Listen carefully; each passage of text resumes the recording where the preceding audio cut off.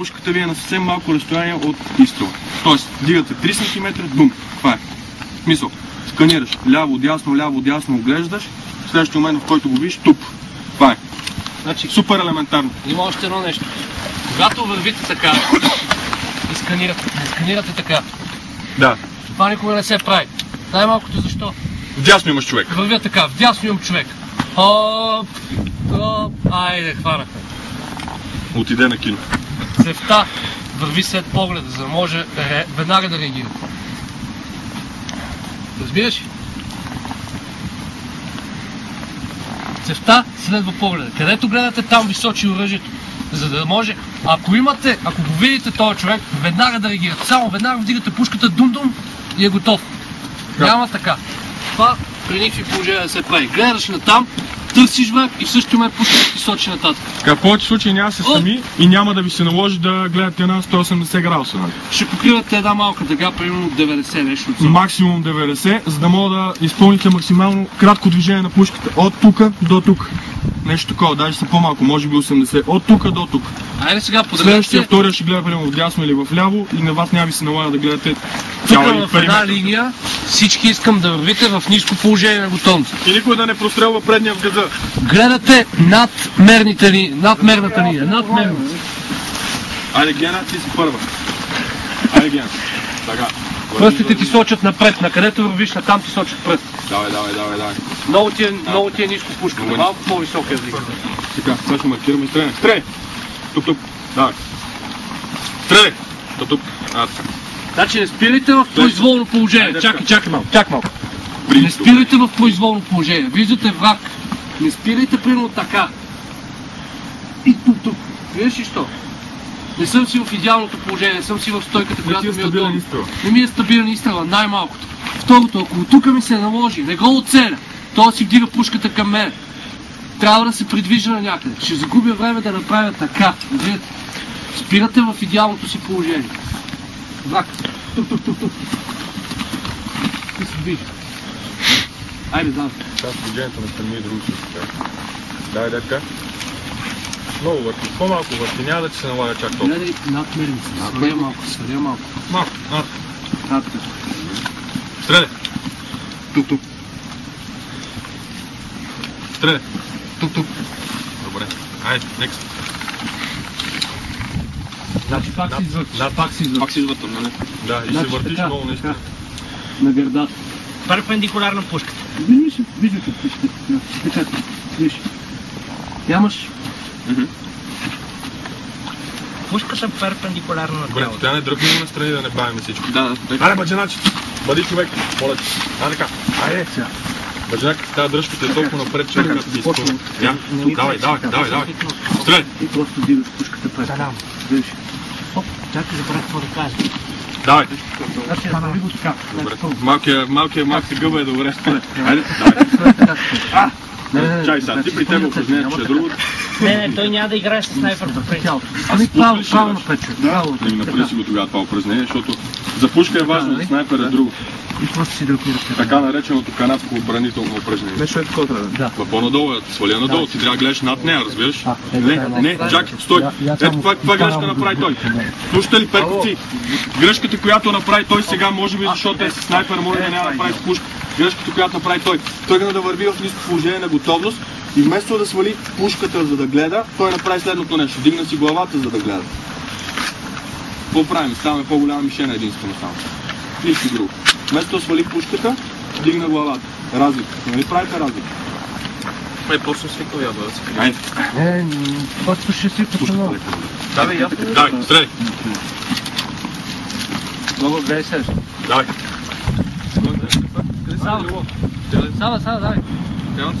Давай. Стреляй! Марко, пак го правиш. Дай ви тук. Стреляй! Лява как? Стреляй! Така.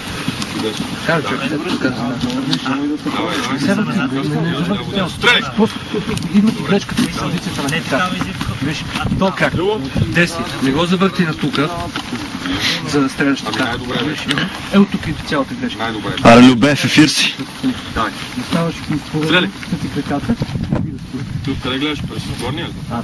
Айде сега. Сега в момента или по принцип?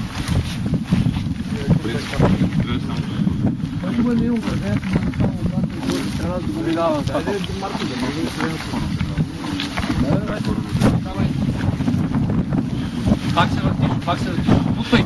Дясното рамо, просто го избутай към мене, сега напред. Избутай рамо. Чакай да мина той да се обърне внимание на себе. Значи това крак не го върти. Да, бе, знам, обаче трябва да се научиш да раздавам. Това е.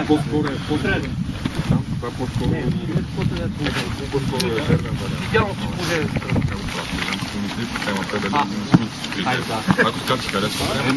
Айде, Марков! Виж какво ти прави цвета. Първо, не се движите така. Първо като се движите, вместо да виждате нищо. На вас всичко отпред ви се размазва. Движите плавно и бавно. Малки стъпки. Вижте какво ми правят краката. Бавно движите цевта, защото в момента, в който уж сканирате и вървите бързо, първо, че цевта ви мърда много. Второ, че той виж как я тръгне. Кръстосваш краката най-бавно. Първо кръстосва краката, второ, че стъпва много тежко. Значи правиш следното, аз поне както го забелязвам, правиш следното. Трябва да се движиш напред. А ти като сканираш, извърташ тялото и сканираш така. Това горе-долу е като да ходиш така, гледай. Разбираш, някак си баланса на това. Това ако го видя в YouTube, край! Дай пак. Да, между другото точно така. Между другото... Сега, какво правим? Правим следното нещо. Приемаме, че Стоян се движи някъде. Виж се изгорят като пич, е така по диагонал. Така, бле. Не, бле така. Бле по-сериозно. Така, сега, той е видял цел. Която цел обаче е леко прикрита. Примерно. Стоян няма на къде да отстъпва, знае, че има негови хора вляво, вдясно, напред, назад, така нататък. И приемаме, че имаме едно дърво. Не, в смисъл, в случая гената ще го играе дърво, не че гената е дърво. Така. Стоян се приближава, вижда враг. Това е реакцията на Стоян сега. Бавно, едно по едно, Стоян ще покаже как прави. Какво прави? Давай. Пада на коляно зад дървото, на разстояние от него. Така. Защо? Защо?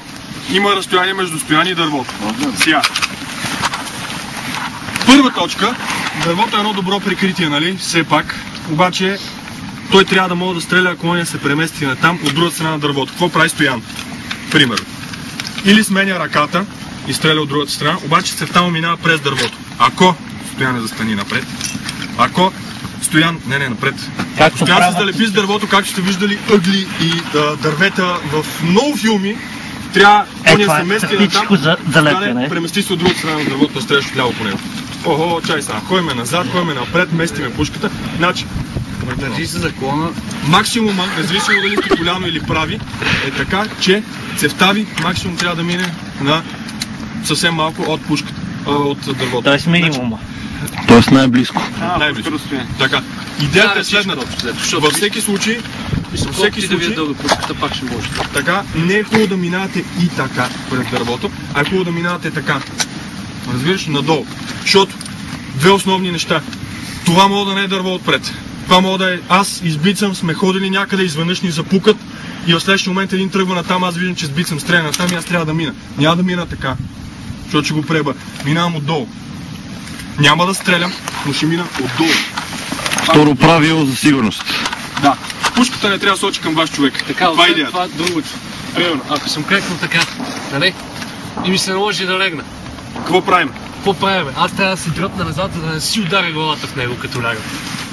Когато съм си назад в него и мога и да си легна, така? И да съм още по-прикрит, още по-малка цел и пак няма нужда да се променям. Видите ли? Мисля, защото така съм си и си лягам. А ако съм тука, плотно до него съм си легнал, не ме пипай, и трябва да се дърпам назад, Да. за да има Отнема време просто.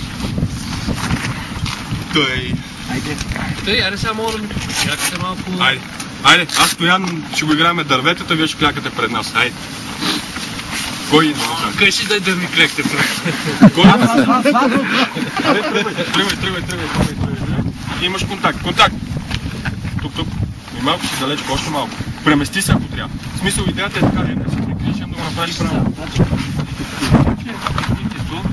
Не гледайте, идеята каква е? Ако попаднете на засада, какво правите срещу вас, вече се укрил. И вече ви е прицелил. Прицелил ви, премерил ви, решил, че ваш ще трябва. Разбирате? Значи той държи пушката върху вас, той си е легнал удобно, щом лежи в съзада си, най-вероятно си е легнал удобно и само ви чака. Вие тепърва трябва да го видите откъде е и да реагирате на заплахите. Затова първо търсите прикритие, после реагирате на заплахите.